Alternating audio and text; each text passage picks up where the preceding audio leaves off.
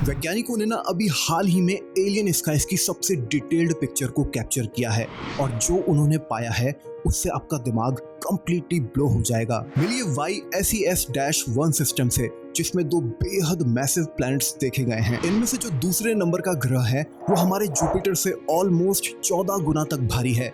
वहीं इसी सिस्टम का दूसरा ग्रह वो भी ऑलमोस्ट 6 गुना तक भारी है। ये सिस्टम हमारी पृथ्वी से लगभग 306 लाइट ईयर्स दूर है। ये दोनों सिर्फ ग्रह नहीं है, इनमें से दूसरे नंबर का ग्रह YSES-1 भी एक फेल्ड स्टार है, जिसे हम ब्राउन ड्वार्फ भी कहते हैं। ये ना तो पूरी तरह से तारे होते हैं और ना ही ग्रह, ये बीच में अटक कर रह जाते हैं। और सबसे क्रेजी बात तो ये है कि हमने इन दोनों ग्रहों को डायरेक्ट इमेज्ड किया है, यानी हमने कैमरे से तस्वीर ली और हमें ये दोनों ग्रह नजर आ गए।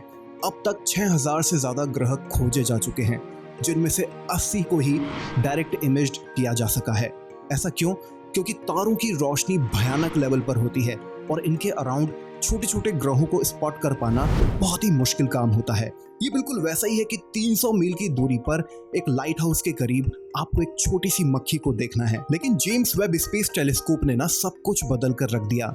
जेम्स वेब के नियर इंफ्रारेड स्पेक्ट्रोमीटर का इस्तेमाल करके वैज्ञानिकों ने अलग अलग वेवलेंथ्स पर लगातार कई सारी पिक्चर्स को कैप्चर किया। जब तारे की रोशनी ग्रह के वातावरण से होकर गुजरती है तो अलग अलग मॉलिक्यूल्स स्पेसिफिक कलर्स को एब्जॉर्ब करते हैं। ये बेसिकली कॉस्मिक फिंगरप्रिंट को लेने जैसा है, जिससे हमें पता चल पाता है कि ग्रह के वातावरण में क्या क्या मौजूद है। और जो वैज्ञानिकों ने पाया ना वो माइंड ब्लोइंग था। दोनों ग्रहों के वातावरण में carbon dioxide, carbon monoxide, methane और वाटर वेपर हैं। लेकिन YSES-1c के एटमॉस्फेयर में कुछ हैरतअंगेज मिला।